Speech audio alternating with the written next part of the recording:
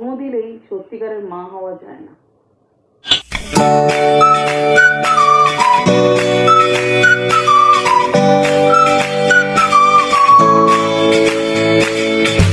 Good morning friends, welcome back to my channel, my new blog. আর আজকের blog start হলো একদম সকাল 9টা বাজতে 10 মিনিট বাকি, মানে 9টা এখনও বাজেনি।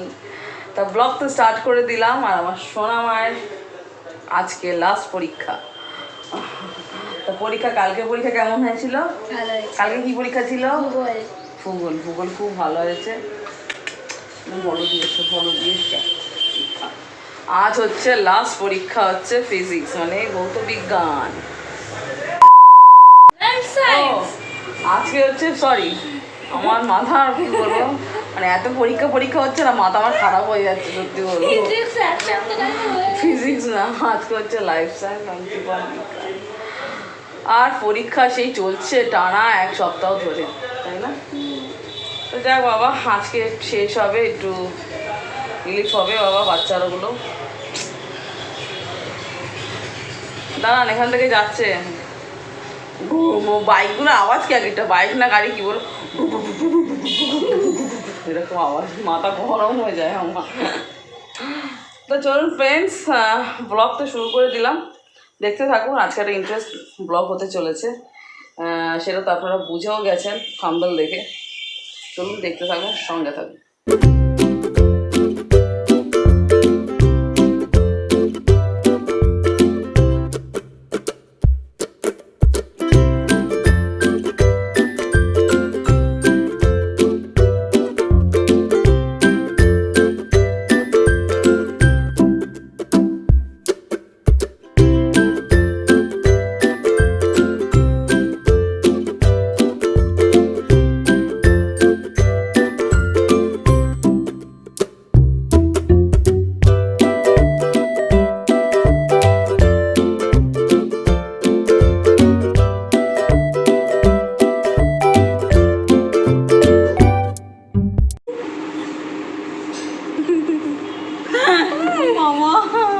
আরে দাদা, একবার যদি শুরু করেছি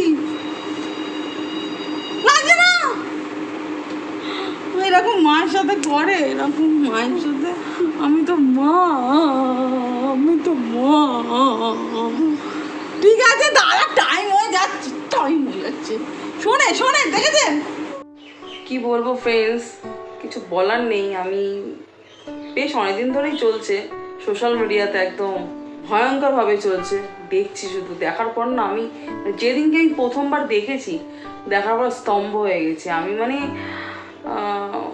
না আমি আমার মেয়েকে বলতে পারছি, না আপনাদের দাদাকে বলতে পারছি যে মানে অদ্ভুত। আমি শুধু ভাবি এরা কি মা, এরা মা নাকি মায়ের নামে এরা কলঙ্ক। এরা হচ্ছে কলঙ্ক মায়ের নামে। 16 মাসের বাচ্চাকে একা ঘরে রেখে বয়ফ্রেন্ডের সাথে বাইরে চলে যায়, সমুদ্রে আনন্দে চলে যায় 11 দিনের জন্য। আপনারা বলুন তো, মানে এই ঘটনাটি যখন থেকে আমি দেখেছি না, আমার ভেতরে না অনেক কিছু উথাল পাতাল হচ্ছে। মানে আমি একটু মানে ভালো লাগছে না। আমি আমার কয়েকটা বন্ধুদের সাথে আমি শেয়ার করেছি এই ভিডিওটা। মানে আশ্চর্যজনক, মানে কি বলবো, অনেক রকম ঘটনা ঘটে, অনেক রকম। বাচ্চাটা এত কষ্ট পেয়েছে, ওই যে বাচ্চাটার চিৎকার, ওই চিৎকারটা মনে হচ্ছে না কানে গুজছে। আমি শুনেছি ওই চিৎকারটা, বাচ্চাটা ওই চিৎকার, গা না পুরো কাটা দিয়ে যাচ্ছে আমার। মানে আমার মেয়ে একটুখানি আমার চোখের আড়াল হলে, ঘরে তো মানে ওটা তো ছেড়েই দিন, একদিন কোথাও ঘরে রেখে আমি চলে যাবো, বাবা ওদের আমি ভাবতেই পারি না। একটুখানি চোখে যদি কয়েক ঘন্টার জন্য আড়াল হয়ে যায় না, আমার মাথা খারাপ হয়ে যায়। সেটা কোনো কিছু খাবার পাইনি জানেন, কোনো খাবার না পেয়ে শুধু কান্না, দিন রাত্রি কেঁদে যাচ্ছে, কান্নার আওয়াজ। ও লাস্ট পর্যন্ত অনেক লড়েছে বাচ্চাটা, খুব লড়েছে। শিশুটি লাস্ট পর্যন্ত লড়েছে, খাবার পাচ্ছে না, কি করবে, লাস্ট পর্যন্ত নিজের মলমূত্র খেয়েছে।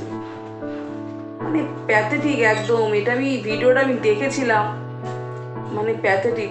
এটা তো সোশ্যাল মিডিয়া তো মানে তুলকালাম চলছে সোশ্যাল মিডিয়াতে। অসহ্য আমার শরীরের মধ্যে যে কি একটা উথাল পাতাল হচ্ছে, মানে সামনে থাকলে কি করতাম। যখন বাড়িতে আসলো 11 দিনের মাথায়, বাড়িতে এসে দেখছি যে বাচ্চারা পড়ে আছে, মারা গেছে বাচ্চা। কোনো ফিল নেই, কোনো কিছু নেই, যেটা একটা কান্না, বাচ্চারা পড়ে আছে। বাচ্চাটাকে তুলে ঠিকঠাক মতন পরিষ্কার করে ভালো জামা পরিয়ে সোজা ডাক্তারখানায় নিয়ে গেল। তার ডেট তো বলেই দিয়েছে ডাক্তার। পরে যখন ডাক্তার পুরো দেখলো, বলার পর যখন পুলিশকে বললো যে মানে তখন ডাক্তার ওকে বললো যে আপনার বাচ্চা না খেয়ে মারা গেছে।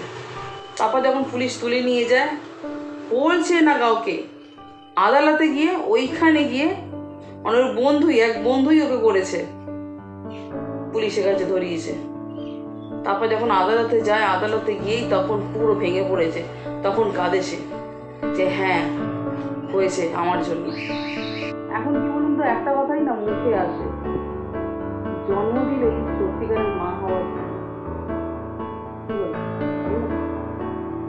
মা জন্ম না দিলেও মা হওয়া যায়, এই কথাটাই তো মুখে আসে। মা যদি এই কাজ করে, তাহলে বাইরের কোন মানুষের উপরে সেই বাচ্চাকে ফেলে রেখে যাবে? বাইরের মানুষ তো করবে। আর এই ঘটনাটা বিদেশে ঘটেছে, কিন্তু আমাদের এরকম ধরনের ঘটনা আমাদের ইন্ডিয়াতেও ঘটেছে। রিসেন্ট এরকম 2-3টে ঘটনা ঘটেছে। কি বলবো,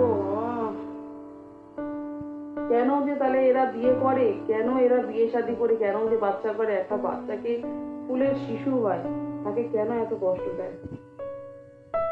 আমার মতন মা, মানে আমার মতন মা তো ভাবতেই পারে না।